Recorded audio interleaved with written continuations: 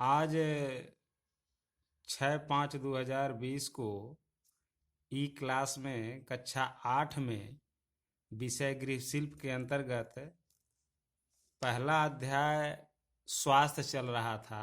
स्वास्थ्य में काफ़ी चर्चाएं भी हुई।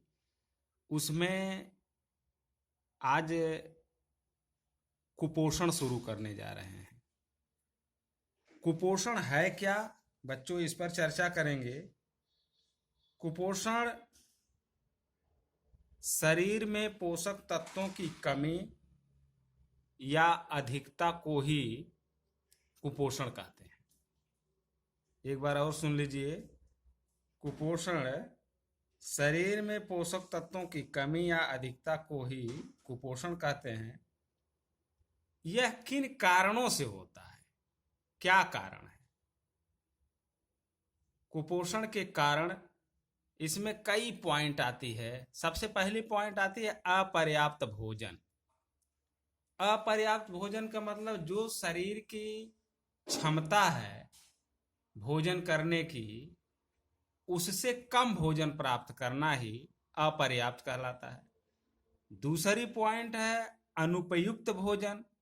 वह भोजन जिसमें पोषक तत्वों की कोई महत्वपूर्ण भूमिका ना हो, उसे अनुपयुक्त भोजन कहते हैं। यानी जिसमें पोषक तत्व ना पाए जाते हों, वह शरीर के लिए अनुपयुक्त भोजन कहलाते हैं। अगली पॉइंट है बच्चों जागरूकता की कमी। जागरूकता की कमी। जागरूकता क्या है बच्चों? तुम लोग खाना बनाते हो, पकाते हो, लेकिन यह नहीं पता है कि किस खाद्य सामग्री में कौन सा पोषक तत्व पाया जाता है। जैसा भी मिल गया उसी तरह से पका देते हो, बना देते हो। तो यह एक जागरूकता की कमी है कि मतलब एक व्यक्ति को कितने संतुलित आहार की आवश्यकता पड़ती है। सबसे पहले संतुलित आहार जानना होगा कि संतुलित आहार है क्या, इसकी कमी होती है, जिसके अभाव में कुपोषण तैयार होता रहता है। व्यक्ति, परिवार सदस्य कुपोषित होते रहते हैं।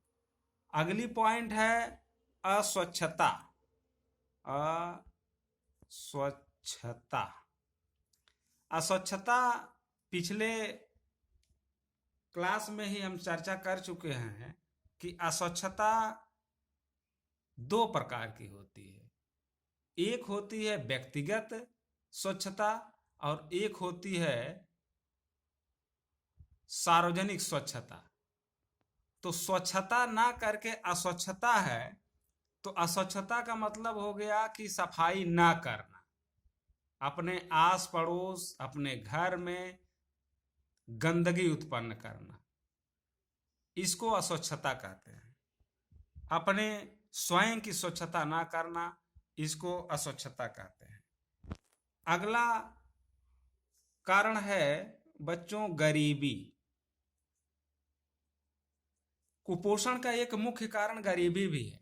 गरीबी इस समय बच्चों देखा जा सकता है कि कोरोना वायरस महामारी के चलते गरीब ही ज़्यादा मरते जा रहे हैं। उनको खाने की कमी हो रही है, खाने के लिए भोजन नहीं मिल रहा है, जिसकी वजह से वह मरते जा रहे हैं। गरीबी के कारण उनके पास अनाज नहीं उत्पन्न है, अनाज नहीं है कि वह अपना माने पौष्टिक तत्वों को तैयार कर लें, अपने भोजन को तैयार कर लें, अपने पेट को भरते जाएं।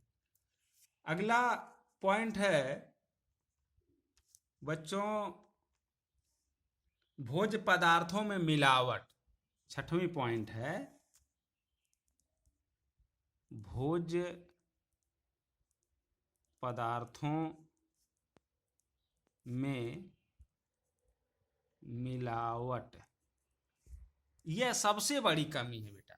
देखिए, मार्केट में, बाजार में जाइए तो जितने भी व्यापारी हैं वह अपने लाभ के चलते कम मूल्य वाली वस्तुओं को कुछ अधिक मूल्य वाले वस्तुओं में मिलाकर बेच देते हैं, जिससे व्यक्ति जब उसका उपयोग करता है तो वह धीरे धीरे कुपोषित हो जाता है।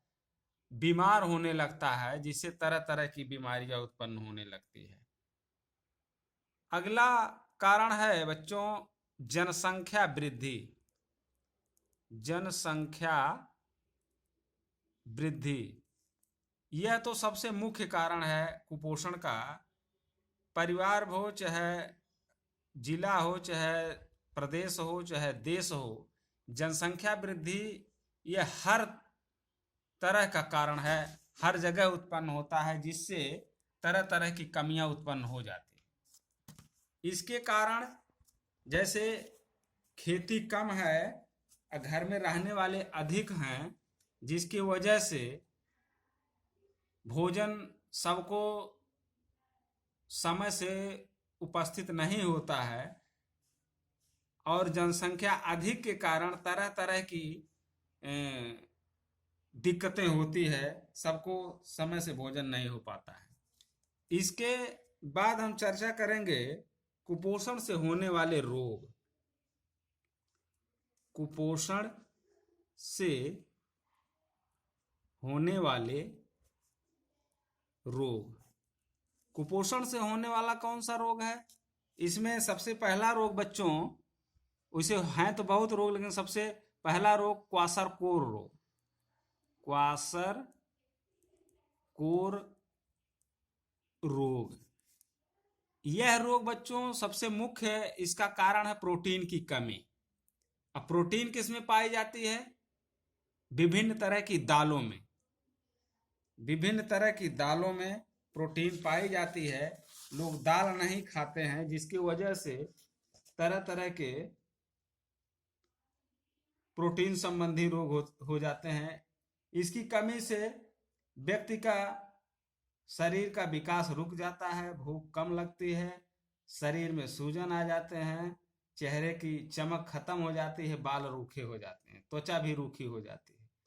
इसको पूरा करने के लिए बच्चों प्रोटीन से संबंधित भोजन लेना चाहिए। प्रोटीन युक्त आहार कौन सा है? जैसे मटर, मूंग, चना, अरहर, सोयाबीन आदि दालें, ये सब जो है अधिक मात्रा में लेनी चाहिए। इसके अलावा अनाज में मूंगफली, दूध आदि का भी सेवन करना चाहिए। आज प्रोटीन से कमी में पहला रोग क्वाशरकोर ही, इसके बाद और रोग अगले दिन पढ़ाएंगे। धन्यवाद।